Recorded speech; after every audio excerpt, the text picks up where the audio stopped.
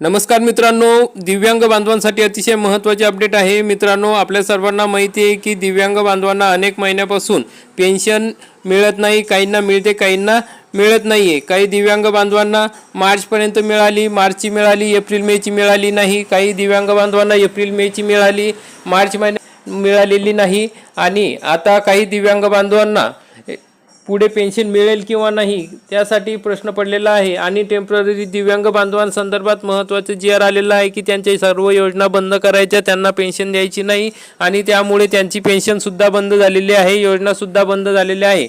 त्याबाबत शासनाने महत्त्वाचा निर्णय निर्गमित करण्यात आलेला आहे।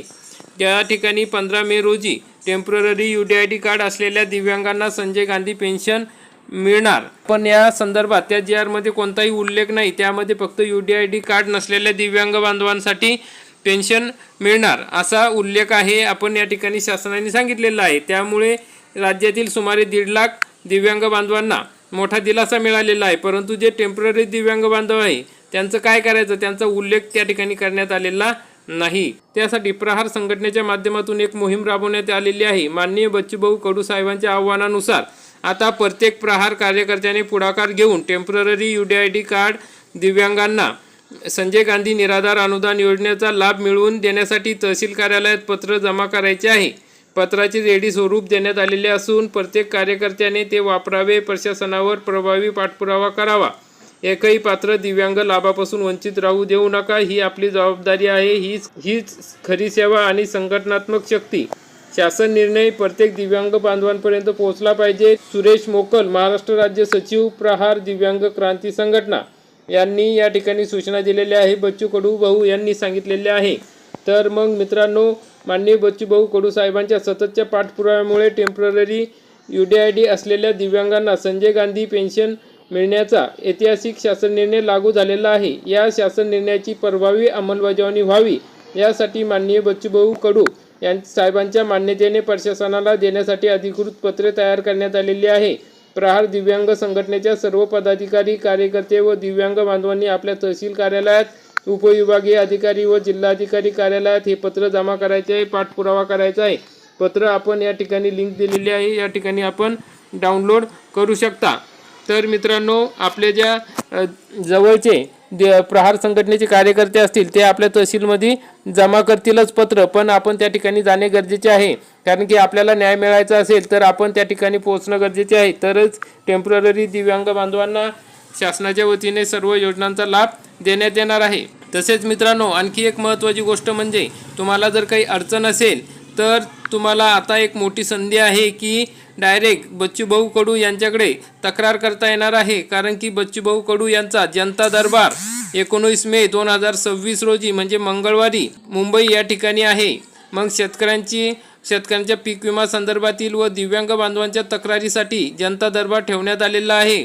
माननीय आमदार बच्चूभाऊ कडू यांचा विशेष जनता दरबार आयोजित करण्यात येत आहे। वेळ आहे सकाळी 11 ते 4 वाजेपर्यंत, ऋणानुबंध हॉल, यशवंतराव चव्हाण सेंटर, मुंबई। आपल्या तक्रारीसह त्या ठिकाणी उपस्थित राहायचे आहे। अनेक दिव्यांग बांधवांच्या तक्रारी आहेत की त्यांना शेजारी पाजारी त्रास देतात, तसेच त्यांना पेन्शन मिळत नाही, रेशन मिळत नाही, अशा अनेक तक्रारी आहेत। तर मग आपल्या ज्या काही तक्रारी असतील त्या तक्रारी घेऊन जायचं आहे। त्या ठिकाणी जाताना आपला एक तक्रार अर्ज लिहून काढायचा आहे। आपली काय तक्रार आहे ती लेखी स्वरूपात या ठिकाणी बच्चूभाऊ कडू यांच्याकडे सादर करायची आहे। म्हणजे या त्यांच्या जनता दरबारमध्ये त्यांना जास्त वेळ भेटणार नाही, परंतु आपला लेखी अर्ज गेला तर आपल्याला त्या ठिकाणी नक्कीच आपल्या तक्रारी समजून घेतल्या जाणार आहे। आपण तोंडी न सांगता लेखी द्यायचे आहे। आणि सकाळी 10 वाजता प्रहार दिव्यांग क्रांती संघटनेच्या कार्यकर्त्यांची बैठक असणार आहे, म्हणून कार्यकर्त्यांनी त्या ठिकाणी लवकर जायचं आहे। आणि ज्यांची तक्रारी आहे त्याच्या दिव्यांग बांधवांनी 11 ते 4 या वेळेपर्यंत बच्चूभाऊ कडू यांच्याकडे जायचं आहे आणि आपल्या तक्रारी सोडवून घ्यायच्या आहे। कारण की बच्चूभाऊ कडू यांनी दिव्यांग बांधवांसाठी अनेक अशा योजना या ठिकाणी आणलेल्या आहेत किंवा त्यांच्या प्रयत्नामुळे आपल्या दिव्यांग बांधवांना मिळालेल्या आहेत।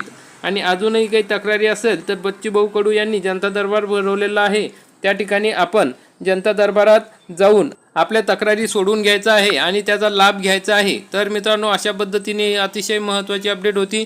जास्तीत जास्त आपल्या दिव्यांग बांधवांपर्यंत हा व्हिडिओ नक्की शेअर करा, म्हणजे जे दिव्यांग बांधव अडचणीत असतील, त्यांना काही तक्रारी असतील, पेन्शन संदर्भात असतील किंवा इतर कोणत्याही तक्रारी असतील, पेन्शन मिळत नसेल, सर्व काही पूर्ण आहे तरी पेन्शन मिळत नाही, शेजारी पाजारी त्रास देतात किंवा कुठली आणखी काही समस्या आहेत, त्या सर्व दिव्यांग बांधवांच्या सगळ्या समस्या त्या ठिकाणी सोडवल्या जातील. त्यामुळे मित्रांनो, नक्की या जनता दरबाराचा फायदा घ्या, लाभ घ्या आणि आपल्या तक्रारी सोडवण्याचा प्रयत्न करा. अशा प्रकारची ही महत्त्वाची अपडेट होती. जास्तीत जास्त दिव्यांग बांधवांपर्यंत हा व्हिडिओ नक्की शेअर करा आणि व्हिडिओ आवडल्यास व्हिडिओला लाईक करा, चॅनलला सबस्क्राईब करा. धन्यवाद. जय हिंद, जय महाराष्ट्र.